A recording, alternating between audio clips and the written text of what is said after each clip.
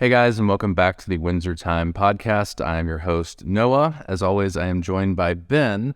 And then today, a special treat in a inaugural episode. We have our first guest, Chris. How are you doing today? Good. Thanks for having me. Absolutely. Thanks for being here. A lot of pressure being the first. Well, you know, you're not first, you're last, Chris. Thanks, Ricky Bobby. There you go. So let's just jump right into it. How did you get into the watch collecting hobby, and kind of what was your first watch? Yeah, my first watch was actually, the first watch I would say that kickstarted like the current, iteration of my watch collecting was a Halios Laguna. I remember having watches as a kid, G-Shocks, the classic Casio calculator watch. Yeah. But I got into it just very randomly. I was, at the time, I had been very active playing a lot of online poker, actually, and I was active on a poker forum for gambling. And they had a sub-forum for everyday fashion. And I would kind of linger in there from time to time. And I remember there was a thread called like, Let's Talk Watches or About Watches. And I would just pop in there from time to time. And so at this point, I was transitioning from playing a lot of online poker during law school and moving into my profession, figuring I'd have to stop gambling so much, or wouldn't have time to gamble, I should say. Sure. And so I had some cash sitting around. I was like, well, what should I put this into? And everyone seemed to be very into sort of like micro brands. And, even back then, this was 2008, 2009. And I remember someone talking about how this Halios Laguna was such a great value for the money. And so I ended up buying that, honestly, not even knowing what a mechanical watch was. And I remember it coming to my house. I wore it like all week, that week at work. Put it down on my nightstand when I got home on a Friday night, picked it up on Monday, and it wasn't running anymore. And I was like, oh my God, the batteries died already. And I was just like livid. And then I remember I started researching about it and learned about mechanical movements and became just fascinated with this little like infrastructure was built in a tiny machine I was wearing on my wrist. And that sort of sent me down a rabbit hole that's led me here today. I didn't even realize Halios had been around. And we're laughing. Unfortunately, hopefully you guys can't hear it. We do have a neighbor above with a husky going off, so it just kind of is what it is today. Also Halios. Yeah, but I didn't realize. So how long have they been around, do you know? I mean, so that was around a minute. Yeah, I want to say that was 2010 that I bought that watch, I want to say. And they had one other release before that. I think the Laguna might have been their second watch. And then they did this watch that, I don't know if it was officially called this, but I think it was like, amongst the community called the puck, because it looked like a hockey puck. It was like 1,000 meters of water resistance, just a giant slab of metal. Yeah. On your... Which definitely came in handy, right? Yes, yeah. So that's where it all started. And I also just have, my father would say I have an obsessive compulsive personality where I get really into things. So I've been kind of a collector my whole life of different things. You have baseball cards when I was little. Yeah. At one point, I had collected shot glasses, coins, stamps. So it's I guess this is the latest iteration that I've settled on for a while. Grab some whiskey here. Cheers, guys. Cheers. Yeah, it's funny. The baseball card thing was something I was into as well. And I think that's something that we always kind of come back to is, when you're into watches, there's obviously a wide breadth of people, but we all have the same thing of fascinating, I feel like, on details. Mm-hmm. I kind of become obsessed with small things. Yeah, very, very much so. Would you say at the time that you were getting in, you got that Halios piece, did you have other brands and things on the radar, or was it truly that you just kind of looked at this singular piece? Yeah, I didn't get it thinking I was going to buy a bunch of watches or that like this was like the first stepping stone to many. So yeah, I mean, I got that. And then when I learned more about watches themselves, I just found them super interesting as tools. And then within like a year or two, my wife and I were married and she gifted me a Breitling as a wedding gift. And then at some point I got a third watch, which is on the table here now. And she was tired of all of my watches sitting on the nightstand. So she was like, well, you need a box. You need a box to put them in. Yeah. And the box held spaces for 14 watches. And I was like, well, this is comical. Like, why would I ever need this much room? And now that box overflows and there's a secondary box. Do you have that same box still? I do. Oh, it's awesome. Yeah, I do still have that. That's the primary one. So if you're the second tier watches are in the overflow storage, but if you're in that box, then you're in the top tier of the collection. So you talked about it a little bit. Kind of tell us what you brought today. Yeah, so the other watch I brought today is a vintage 16750 Rolex GMT. So it's the matte dial before they transitioned to the glossy dial. So, it doesn't have the white gold surround. I kind of like that older, more vintagey look to them. And I remember that for some reason in my head, I just thought like I wanted a Rolex. It just seemed like a natural watch to aspire to. Yeah. And I remember that John Mayer had written the article on Hodinkee that was like the best 5 buys in vintage Rolex for under $8,000, I think it was. And I remember the lead-in was something like, I get this question from friends all the time where like 5 doesn't seem like enough money to spend, and 10, oh, well, that's 10. So 8's kind of the sweet spot. And he had a 5 on there, and this one just caught my eye from that piece and from that article. And so that was this was the third watch that, I shouldn't say this was the exact third watch. This is the only watch that I have sold many times, and then I've been trying to find like the better iteration of the same version of this watch. So I had 3 different versions of this watch, and this is the latest. You had this. I've had this one for about 6 years now, to say. Yeah. Chasing perfection. That's right. That's right. There's so many, to each their own. There's so many bezel variations, and some people want one that looks like stock. Some want the fade. Mm-hmm. This has a beautiful kind of, what would you call it? Like, what's a, not violet, but like a light. It's a beautiful. Yeah, it doesn't there are some people really like that kind of fuchsia color. Yeah, it's not quite. It's more just kind of like the more traditional faded red, where it's almost like a lightish pink. Yeah. That's for that purple kind of hue to it. No. And I am. If I had my druthers, I could just collect like all versions of GMTs and want to have every reference, every sort of variant. But some people just don't understand that. Being lazy with a wife. So Ahmed, obviously on your wrist, 3 years later, that one came. That's right. So this is the current, modern Pepsi Jubilee. Yeah. And while this isn't a birth year watch for me, it is kind of like a birth era watch. Yeah, this was what they would have been making in the year I was born, and kind of like one of my first true loves in watch collecting. And then I got this watch the year that my daughter was born, and it happened to be the first year that they announced the return of the Pepsi in the ceramic bezel. So I'd always wanted to get a birth year watch when our first child was born, and the fact that like they introduced this the year we were expecting, and it was like the same bezel style of the vintage GMT. I was like, that's got to be the one. I remember, I remember the time I was waiting for a Daytona with you guys, and you called me and said, which one, you can't have them both, basically. Like which one? I was like, put me as far down the list in the Daytona as you need. I need to have this GMT for my daughter, and then you guys were kind enough to help me get this one. Well deserved. And things like a birth year watch or a birth of a child or big money, that's the type of thing that, is something that a watch like this is wonderful to commemorate. Yeah. And I know people also like to hunt for kind of like the birth year watches of like the vintage, vintage watches, but there's always the question of like, and then so the birth year watch, so like, it's hard to kind of source by serial. If you have like a receipt, that just means it was sold in that year, but who knows how long it's at in the store. This one's like they know what a true birth year or is. Yeah, production year versus sales year. Right. Very different thing. So the point you made about your other watch being your birth era, it's from. It's ballpark or around it. Yeah, maybe people should stick to that a little bit more. And then this one I know, it was like, it did not exist before the year that my daughter was born. So it's like a true birth year watch. So we didn't say it during our introduction, but you are founder and, we call it president of Carolina Watch Club. So I say co-founder, but you really, you run the show. You've been I jokingly said this the other day, but kind of the godfather of, watch culture in this area and not Northern South Carolina in general. Other people might say these other people from back in the day, but I mean, really, you've been doing so much to kind of spread watch culture and just sort of enhance the hobby. I just said it, the hobby. I said the hobby. I knew you would. Wonderful hobby of watch collecting and enthusiasm. Tell us a little bit about your experience with Carolina Watch Club and how that got started and kind of, where we see that going. And all. Yeah. And you've been here since the beginning too. So, that's why I say I'm a pure fan. You're the guy.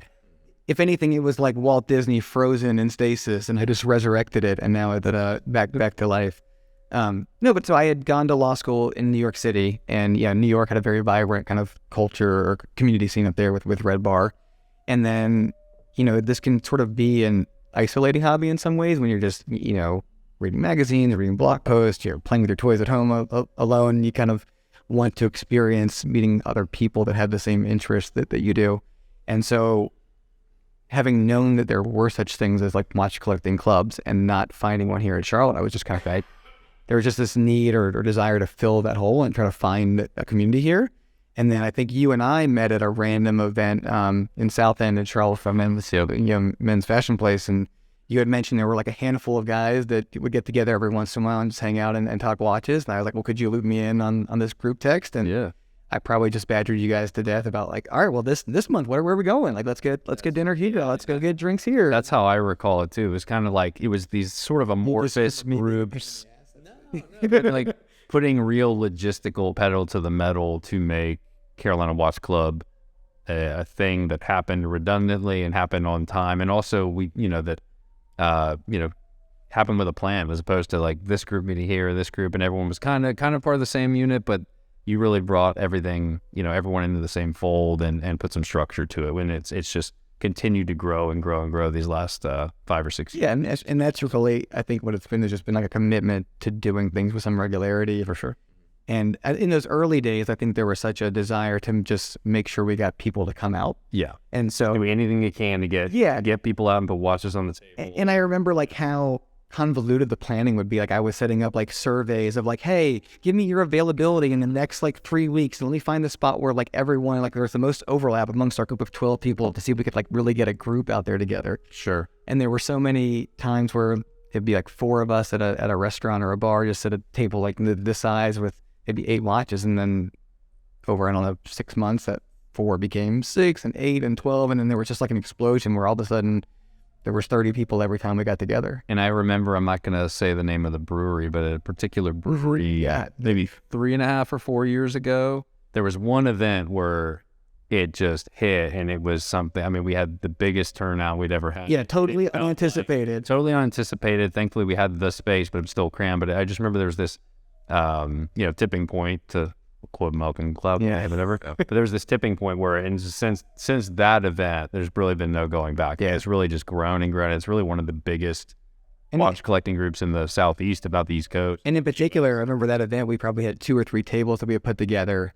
Yeah, I don't know, like, I mean, it was a mountain of 100 plus watches there, and the brewery was also packed too. Yeah. So we were like drawing a crowd. People are walking over, going, what are you guys doing? You selling watches? What's going on over here? And we're like, okay, now this has kind of gotten a little out of hand, and we've got to start to plan a little more carefully. Well, and the funny thing is, now looking back, like, what an obvious thing. Of course we should start a watch club, but being somewhat a little bit more involved with the planning now, it is still a very typical thing to do on a monthly basis. Yeah, we really, at this point, it's kind of like we put a flag in the ground, and, the event's going to happen, and if you can make it, you can make it. If not, you that's the next one, because if you start catering to, start doing a survey with the, it starts to open a can of worms. But there's so many people involved in the group now that really there's a great turnout no matter what we do, but we're trying to find more flow. Yeah, the good news is we don't have to worry about filling a space or getting enough turnout. For sure. The bad news is it requires a lot more logistics because of all of that. But I think the community here at Sherwood has also just been great, and the people who are participating in the club, like we have so many people now that volunteer to help out, who are super enthusiastic about kind of taking over some of the responsibilities, and it's just a true, like, I don't know if it's like a necessary disclaimer, like we don't make money doing this, we don't charge for anything. It's just a true passion project. But the amount of people that are willing to donate their time to help, run the events or plan the events, and just to even come out on a regular basis, like means the world to me. So it's a lot of fun to do. Dude, it's so much fun. It's so much fun. So you were mentioning earlier, at some point you mentioned Hodinkee, but when would you say in your life, being a watch guy, when did you first start reading a blog like that, or sort of you went from Halios World to, kind of come across that? It sounded like a random forum or something you just kind of came across. When did you really become like deep in the watch lore, reading articles, et cetera, and how have you seen that whole thing evolve the last couple of years? It was all around the same time. So I think the forum kind of led me to Halios. I still don't, to this day, don't exactly know how to pronounce it. But then I wanted to at least research it a little bit to understand. And I just Googled the name, and I take that back. I remember actually just Googling watch blogs. I was trying to find a watch blog because I wanted to just read up more. Yeah, there were hardly any. And 5 of them. Yeah. And Hodinkee. Ben Clymer was hand typing all of his, I think he was probably writing with a very fancy. That's true. That's true. Thick bonded paper. Good point. No, I met him at an Omega event in New York once. I told him I felt this kinship to him because he was starting that blog when he was at UBS, being like a sort of distressed investment banker at the time, and I was in law school planning to go to work for a law firm that represents investment bankers. And I was just like, I feel like this could have been like the other side of my life a little bit. And I remember sitting in like a sovereign debt class in law school and just reading Hodeki, like not paying attention to the lectures at all. I'm sorry to that professor that I don't remember anything about, the IMF at this point. But so that's when I probably started reading. I guess it does feel like a lot more commercial these days. Like back then, it really felt like you were just reading the thoughts of a buddy of yours who's wanting to tell you about a thing.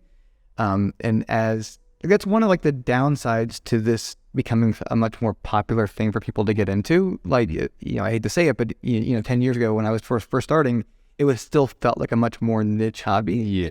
Like if you're in the know, you're in the know. Now it's a little more mass market, and you've got to speak to everyone type of thing. Yeah, we definitely see that. And it comes with the downsides. I'm not saying anything new here, but everyone's frustrated with like lack of supply and wait lists and hard to get pieces. And, so it's nice that it's now more acceptable and mainstream, but, now you have this other flip side to it too. And that's at least on like the editorial side of things, like that you can feel the commercialness now. So I'd much rather get my information from my friends in the watch club who, are just true enthusiasts and passionate about it. For sure.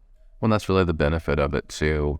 So I came on, I want to say it was like 2017, 2018, somewhere in there when you guys were still small-ish, but getting larger. And I remember getting to try on different watches and like see them in the metal because like you said, I mean, it really, I've seen over the last few years where it has just blown up. And now you see, a million watches a day on Instagram, but getting just that community aspect of it, I think is really, really cool. And getting to hold things and hear people's legitimate opinions, like you talked about, for better or worse, and as somebody who works in media, I'm thrilled that there's now this huge space to work in. But on the flip side, you do have now so many more paid reviews that, most of the time are disclosed as paid reviews, but sometimes you have influencers or whoever being flown out on press trips. Influence it out. Still, don't even get still worse. Follow me at no. Anyway, no, but it's a good thing and a bad thing, and I think ultimately you'll get to a saturation point where the people who aren't real fans are going to fall off. Yeah, and then I think you'll see a correction in kind of how things are covered. Yeah. And I think there's a few aspects to that too, is like now when there's such there's like a supply and demand issue in the industry, it also means until recently it's been impossible to even go in and see something on your wrist if you like it or not. I mean, now a lot of stores like have the Rolex inventory where like there are pieces in stock that you can at least go hands on with, but there was a period of time where like if you wanted to see a GMT, like you were not going to find it in the store. So but if you come out and someone's got one, you go, oh, now I can, and you also have it in the sort of friendly confines of just people hanging out, or you can get you've got the really niche collectors that collect things that literally no one would have a chance to see in the metal unless they are literally buying them at auction or clicking a button on actually getting them delivered. You got Jordan collectors, Lange collectors, you got people of all types, and then very unique, independent collectors too. Yes, which just never come across your radar. It's just so awesome to have that all under one roof, with Carolyn Watt. Well, and I think we can all speak to, isn't it just the worst feeling when you've read everything about this watch, you're so excited, you buy it, ships, huge spike in excitement, and then it's delivered, another spike. You open it, and it just falls flat. Yeah. Like that is just the worst part of this hobby when some watches, they make sense on paper. Yeah. With the club, it is cool to be able to see that watch and go, oh, this is very cool. And sometimes it's not for me. And sometimes it's even like the wrist feel too. Like I've had watches where even just looking at them when I open the box, I still have the same excitement about it. Yeah. And then I wear it for a day and I'm just like, it just doesn't feel right. Like there's something about just sometimes the way the back of a case fits on your wrist, or kind of the lugs might overhang, in a certain way. And it's just like, you don't know that until it's, I know people have been trying to like really overanalyze. Well, I mean, if you look at the lug ratio to the case ratio, blah, blah, blah, you can really, but it's not the same as wearing it's watch. Well, and we've even talked about in other episodes, depending on the watch, if you have like a IWC Big Pilot, like on paper, it doesn't work for me. But when you try that watch on, there's just something cool. I'll say like Panerai, same for me. It's like when I look at them, I'm like, it doesn't do it. And then I put one on my wrist. I'm like, oh man, this is kind of cool. Like I could make out of this. The one brand that I think it does ring true of is Hublot, though, because those look horrible online. And then also in person, I'm sorry, there's a few models that I like. Is Hublot ever going to get out from under this? It's just so easy. It's way up to hit every. Yeah, well, looking for there, yeah. So, obviously we're talking about watches here, but what I feel like we're coming up on a big moment, which is Watches and Wonders 2023. We get into that zone where we start to see a lot of speculative posts, a lot of mock-up images. Any thoughts from you guys on, predictions for this year or what we think are coming? And obviously we can't list off every brand here, but in some of the big 3 or 4. Are these likely predictions or things? I think but what do you think is coming realistically, and what would you love to see? How I much? think you know the answer, but I would love to see, which is a yellow gold 5811 Nautilus. I would love for them to bring that back in yellow gold. I suspect that's probably more like an anniversary year, like a 2026 release. So I would guess it's probably not likely. I feel like yellow gold has been a bit of a void with the Tech Philippe across the board. Whether it's a dressier piece, a Grand Comp, or a sports model, all brands for sure. And a lot of brands a lot of brands have softened, or not softened, but they've made this middle brown gold that kind of covers both bases. Yeah. Honey golds and things like that. Not to talk about that, but I could see a hard yellow coming out of some sort. I would love that. My guess is I feel like there's I feel like I've read some stuff about people speculating that green dials are really gonna be in, but I feel like green's already had their moment a little bit. Big moment. So purple is kind of where I'm gonna put my prediction hat. I feel like there's gonna be a purple movement, if not this year, next year. I think that could be I think that could be really neat. I would love to see Rolex roll out titanium in more of their watches. I think we're going to see more. I think there was that spy shot of, or it was on, wasn't it a Rolex magazine or something? Who was this? So I'm forgetting the name. It's a sailing. It's a sailing. Yeah. I don't know if it's a sailing captain. I should know the name. I should know the team, et cetera, et cetera. Sponsored by Rolex, or at least partnered with Rolex, and he was wearing what is apparently a prototype, no dates, Yachtmaster 42, I believe, in titanium, which I imagine the same titanium the Deep Sea Challenge came out in, and that's obviously them launching titanium in a big way with Deep Sea Challenge. That's 50 millimeter watch, whatever the exact millimeter is, but unbelievable watch. But yeah, I imagine a sub in titanium or a Yachtmaster in titanium. Imagine a no-date sub, 40 or 41 millimeter, I guess, in titanium would be a wonderful tool watch that would just check a lot of boxes for people. Absolutely. Given how slow Rolex moves, I highly doubt they're going to ever just release the Deep Sea Challenge. True. Move into titanium this year. Yeah. I would definitely expect to see it in the future, but I would like to see it this year. Well, and here's one for you guys. 70th anniversary of the sub, I think. Sounds right. 53? That's right. Platinum sub. So you saw it with Daytona. No, you saw it. Imagine that ice blue, brown bezel, platinum rather. We've often joked about a platinum sea dweller just because it would be so heavy and it's so silly. When they did that, I don't know about platinum sea dweller, but I could see platinum sub. Yeah. Or white gold sub coming out. I could see them discontinuing black and green sub and coming out reissuing the green on green in a precious metal. That's been talked about, but I could see them doing that in a platinum. Not to beat the horse dead, but a yellow gold green on green would be pretty magnificent. Which you've seen, there's always those mock-ups of dream watches, and those are always in there, the green on green. Yeah. Yellow gold for sure. On the last few years, I feel like. I don't see Rolex doing a purple on purple sub, but did you see them doing a left-handed GMT? No. Yeah, I didn't. That's what I'm saying. So they've been slow, but occasionally there's those pieces that come out. And everyone's been talking about Milgauss for years. Yeah. Poor Milgauss. Milgauss and Air King shared the same case more or less for quite some time, and there's a new Air King with a new case. I would love to see them bring Milgauss out in the new modern Air King case and a little bit trimmer, get away from the high polished center link. Yeah. Everyone wants to see that. Maybe this is the year for it, even though I kind of feel like it might be because everyone's talking about subs, Daytonas, anniversaries.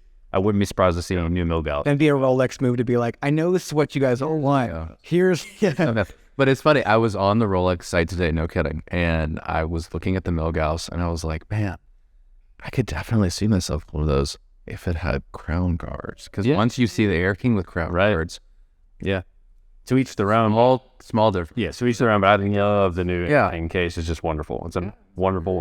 That was of all the amazing watches that came out last year at Watches and Wonders. I thought the Air King was the winner of the Rolex collection because it's just such a perfect wearable watch. I will say, if you want to make jokes about the Milgauss, but you're fine.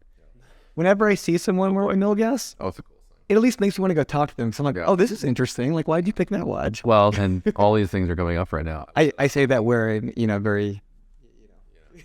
The beast. No, I was at a hockey game over the weekend, and there was a guy who had one, and I just didn't get to talk to him. But if you're out there, just kidding. But I saw it. I was What was this from Craigslist, like the misconnections or whatever? I just watched Connect. Yeah, like, you were wearing a thick, chunky sweater and wearing a hockey jersey. It's a cool watch. So we already talked about your second watch, which is the vintage GMT from your birth era. What did you bring today from the shop now? Well, shop pick, we have and we'll pop the reference number up. They're too long. Grand Seiko work on it. But this really awesome, deep navy blue Grand Seiko dress watch. It's one of my favorite cases outside of, I have this 62 GS case on my SBGA 413. So this is a little bit dressier, a little bit thinner, but just a really, really cool piece.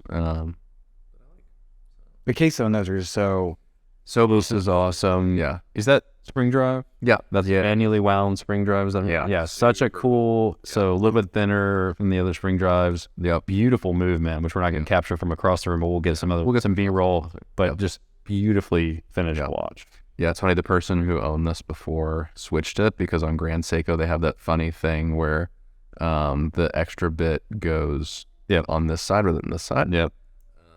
See that in a lot of watch brands these days. I feel like IWC does. Yeah, IWC does it redundantly. It's amazing how often I pull a watch out of a case that has that and people naturally flip the watch over. Without even looking at the watch face, they just read the strap, flip the watch over, and realize they're looking at the watch upside down. And it is human nature to do that, but it's just funny, people are used to a single layout in their mind, Sure, absolutely. But very cool piece. What you got over there? I brought kind of a big boy piece. This is a previously enjoyed Patek Philippe stainless steel Nautilus chronograph, reference 5980/1A, and I am honestly blanking if it's a 010 or 011 or 001 dial, but it is the blue dial with the silver mono counter or multi counter sub dial, and just an awesome watch that is only existing in its current form in the collection in either a solid rose gold on a leather strap, or the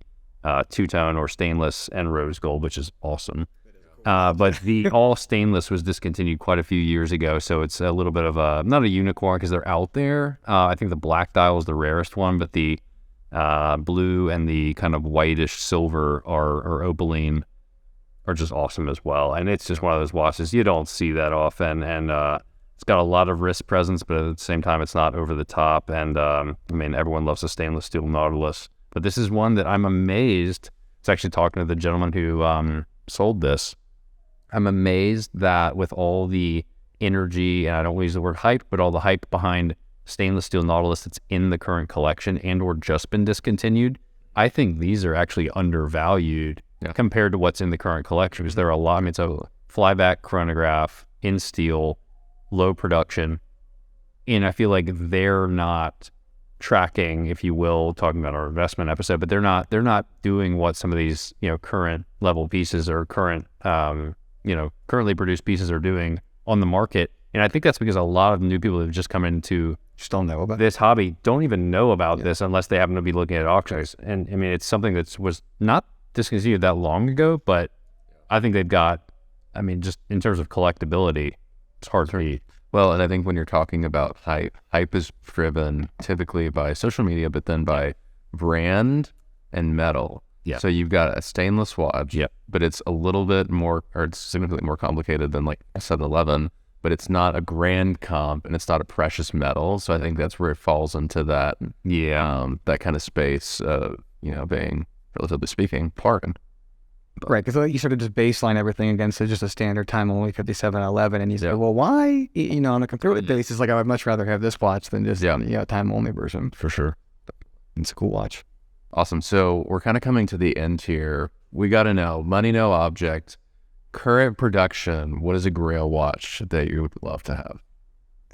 I don't want to call it a Grail watch because I feel like Grail kind of makes you assume like that's like the be all and all of your collection. But I would say a watch that. I'm gonna pick two watches I would love to have that just seem like beyond the realm of kind of comprehension now. Yeah. I'd love to have a Lange Platinum Datograph. Okay. And then a Patek 5270 in platinum, probably. There you go. Very cool. So next time Chris comes on, he will have one of the two. My two watch boxes will be gone because they'll have all been sold. We actually have the back over there. Anyway, awesome. Well, I think those are two definitely contenders. Can't have them both, probably. Maybe hopefully all that it was world. Who knows? But we know, okay, right? Anyway, thank you guys as always for watching. I hope you enjoyed getting to hear a little bit more about Chris. As always, be sure to like and subscribe, and we'll see you next time. Follow us on Carolina Watch Club on Instagram. I can get my plug in. Cheers, guys. Cheers.